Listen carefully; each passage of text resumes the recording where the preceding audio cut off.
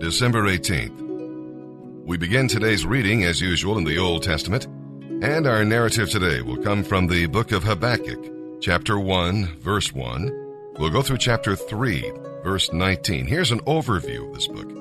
The name Habakkuk may come from a Hebrew word that means to embrace. In his book, he comes to grips with some serious problems and lays hold of God by faith when everything in his life seems to be falling apart.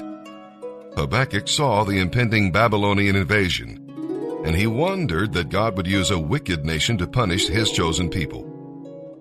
His book describes 3 stages in Habakkuk's experience: perplexity, faith wavers; that is, perspective, faith watches; and perseverance, faith worships. In the first chapter, we'll read about an unanswered prayer. Habakkuk saw the wickedness of God's people in Judah and prayed for God to work. But the Lord didn't seem to hear. The prophet longed to see God bring revival to the land, but his prayer went unanswered, or so he thought. We'll read about an unexpected plan. God told his servant that his prayers would be answered in a way he never expected. God was going to bring Babylon against Judah and chasten his people. Now, from the human point of view, the invasion of the land and the captivity of the people would seem a tragedy. But it was God's work just the same. And we'll read about an unsolved problem. Now the prophet has a greater problem. How can a holy God use a wicked nation to punish his chosen people? God seemed to hold his tongue as his servant cried out. But soon the answer came. It was not the answer Habakkuk expected, but it finally brought him peace. It is good to wrestle with God about the questions that perplex you. Just be sure to stop talking long enough to listen. And with that, let's begin our reading today in the Old Testament. December 18th.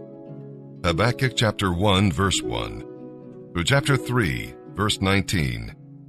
This is the message that the prophet Habakkuk received from the Lord in a vision. How long, O Lord, must I call for help, but you do not listen? Violence, I cry, but you do not come to save.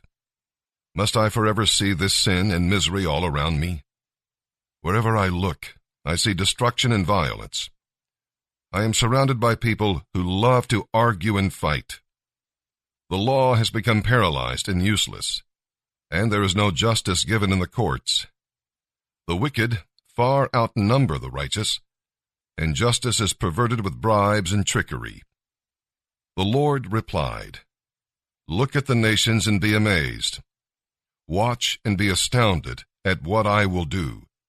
For I am doing something in your own day, something you wouldn't believe even if someone told you about it. I am raising up the Babylonians to be a new power on the world scene. They are a cruel and violent nation who will march across the world and conquer it. They are notorious for their cruelty. They do as they like, and no one can stop them. Their horses are swifter than leopards. They are a fierce people, more fierce than wolves at dusk. Their horsemen race forward from distant places. Like eagles, they swoop down to pounce on their prey. On they come, all of them bent on violence. Their hordes advance like a wind from the desert, sweeping captives ahead of them like sand. They scoff at kings and princes, and scorn all their defenses. They simply pile ramps of earth against their walls and capture them. They sweep past like the wind and are gone. But they are deeply guilty, for their own strength is their God. O Lord my God, my Holy One, you who are eternal, is your plan in all of this to wipe us out? Surely not. O Lord, our rock, you have decreed the rise of these Babylonians to punish and correct us for our terrible sins. You are perfectly just in this. But will you, who cannot allow sin in any form, stand idly by while they swallow us up? Should you be silent while the wicked destroy people who are more righteous than they? Are we but fish to be caught and killed? Are we but creeping things that have no leader to defend them from their enemies? Must we be strung up on their hooks and dragged out in their nets while they rejoice? Then they will worship their nets and burn incense in front of them. These nets are the gods who have made us rich, they will claim. Will you let them get away with this forever? Will they succeed forever in their heartless conquests? I will climb up into my watchtower now and wait to see what the Lord will say to me and how he will answer my complaint. Then the Lord said to me, "Write my answer in large, clear letters on a tablet, so that a runner can read it and tell everyone else. But these things I plan won't happen right away. Slowly, steadily, surely, the time approaches when the vision will be fulfilled. If it seems slow, wait patiently, for it will surely take place. It will not be delayed. Look at the proud. They trust in themselves, and their lives are crooked. But the righteous will live by their faith. Wealth is treacherous, and the arrogant are never at rest. They range far and wide, with their mouths opened as wide as death. But they are never satisfied. In their greed, they have gathered up many nations and peoples. But the time is coming when all their captives will taunt them, saying, 'You thieves, at last justice has caught up with you.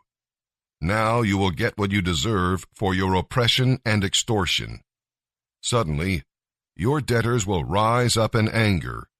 They will turn on you and take all you have, while you stand trembling and helpless. You have plundered many nations. Now they will plunder you. You murderers!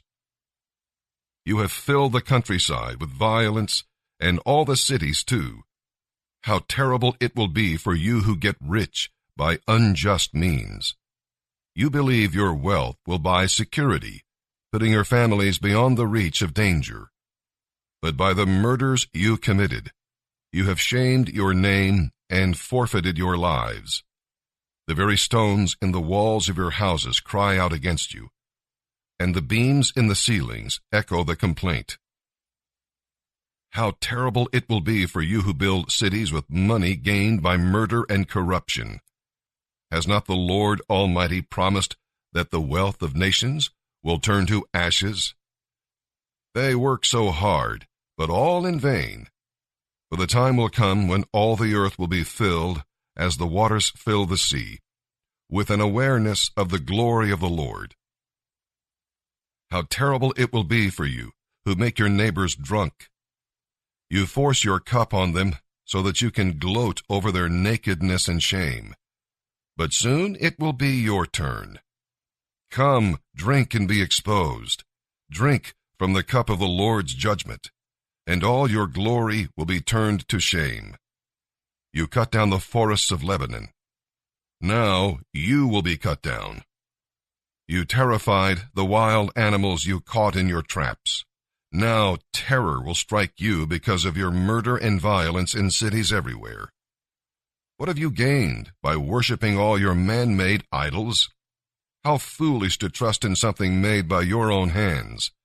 What fools you are to believe such lies. How terrible it will be for you who beg lifeless wooden idols to save you. You ask speechless stone images to tell you what to do. Can an idol speak for God? They may be overlaid with gold and silver, but they are lifeless inside. But the Lord is in his holy temple. Let all the earth be silent before him. This prayer was sung by the prophet Habakkuk. I have heard all about you, Lord, and I am filled with awe by the amazing things you have done. In this time of our deep need, begin again to help us, as you did in years gone by. Show us your power to save us, and in your anger, remember your mercy.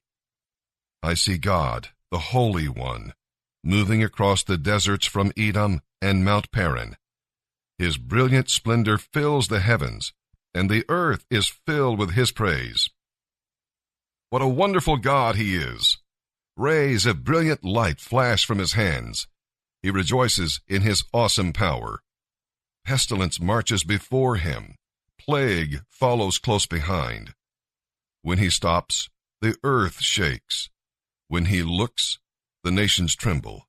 He shatters the everlasting mountains and levels the eternal hills. But his power is not diminished in the least. I see the peoples of Cushan and Midian trembling in terror. Was it in anger, Lord, that you struck the rivers and parted the sea? Were you displeased with them? No, you were sending your chariots of salvation. You were commanding your weapons of power.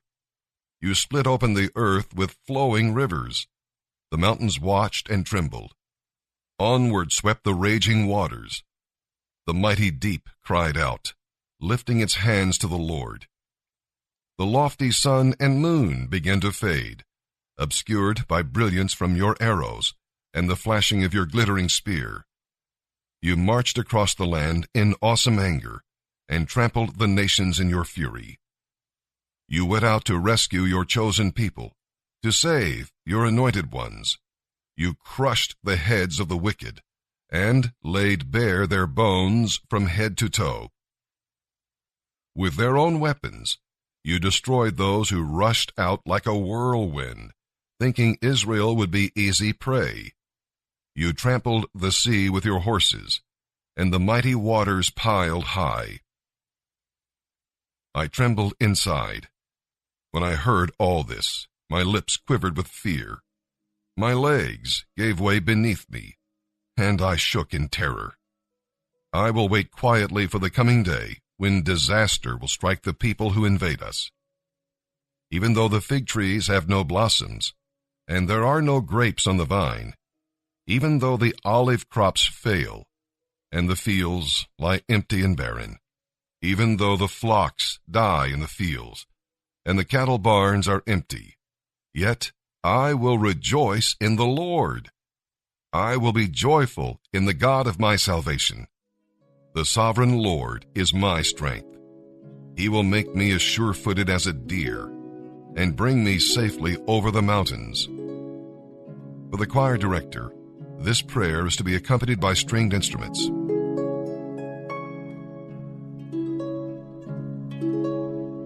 December 18th, Revelation chapter 9, verses 1 through 21. Then the fifth angel blew his trumpet, and I, John, saw a star that had fallen to earth from the sky, and he was given the key to the shaft of the bottomless pit. When he opened it, smoke poured out, as though from a huge furnace, and the sunlight and air were darkened by the smoke. Then locusts came from the smoke and descended on the earth, and they were given power to sting like scorpions. They were told not to hurt the grass or plants or trees, but to attack all the people who did not have the seal of God on their foreheads. They were told not to kill them, but to torture them for 5 months with agony like the pain of scorpion stings. In those days, people will seek death, but will not find it. They will long to die, but death will flee away. The locusts looked like horses armed for battle. They had gold crowns on their heads, and they had human faces. Their hair was long, like the hair of a woman, and their teeth were like the teeth of a lion. They wore armor made of iron, and their wings roared like an army of chariots rushing into battle. They had tails that stung like scorpions, with power to torture people. This power was given to them for 5 months. Their king is the angel from the bottomless pit. His name in Hebrew is Abaddon, and in Greek, Apollyon, the destroyer. The first terror is past, but look, 2 more terrors are coming. Then the 6th angel blew his trumpet, and I heard a voice speaking from the 4 horns of the gold altar that stands in the presence of God. And the voice spoke to the 6th angel who held the trumpet. Release the 4 angels who are bound at the great Euphrates River. and the 4 angels who had been prepared for this hour and day and month and year were turned loose to kill 1/3 of all the people on earth. They led an army of 200 million mounted troops.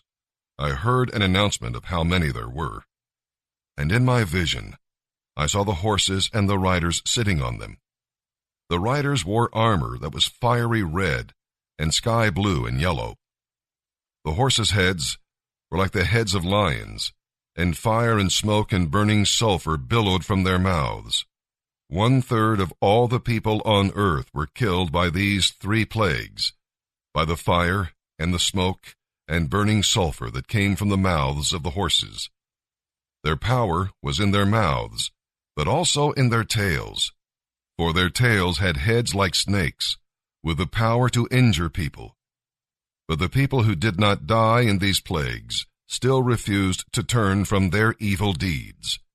They continued to worship demons and idols made of gold, silver, bronze, stone, and wood, idols that neither see nor hear nor walk. And they did not repent of their murders or their witchcraft or their immorality or their thefts. Psalm 137, verses 1 through 9. In his chapter-by-chapter Bible commentary, Warren Wiersbe says this psalm came out of Israel's exile in Babylon, and it can serve as an inventory of your spiritual life today. In other words, what makes you weep? The Jews wept as they remembered the past, but they did not weep over their sins. They wept because their sins had caught up with them, not because they had sinned. And what makes you sing? They lost their song, so they hung up their harps. David had a similar experience. Can you sing praises to God in a difficult place? Can you praise the Lord at all times? And what makes you yearn? What is the ache in your heart? What do you long for more than anything else? Is it God's will? What makes you angry? God had promised to judge Babylon. So they were praying in His will, but the note of anguish is missing. See, if you love the Lord, you must hate evil, but leave the judgment to the Lord. Psalm 137, verses 1 through 9. Beside the rivers of Babylon, we sat and wept as we thought of Jerusalem. We put away our lyres, hanging them on the branches of the willow trees. For there our captors demanded a song of us. Our tormentors requested a joyful hymn. Sing us one of those songs of Jerusalem. But how can we sing the songs of the Lord while in a foreign land? If I forget you, O Jerusalem, let my right hand forget its skill upon the harp.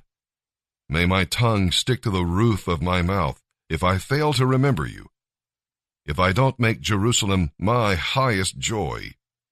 O Lord, remember what the Edomites did on the day the armies of Babylon captured Jerusalem. Destroy it, they yelled. Level it to the ground. O Babylon, you will be destroyed. Happy is the one who pays you back for what you have done to us. Happy is the one who takes your babies and smashes them against the rocks. Proverbs 30, verse 10. Never slander a person to his employer. If you do, the person will curse you, and you will pay for it.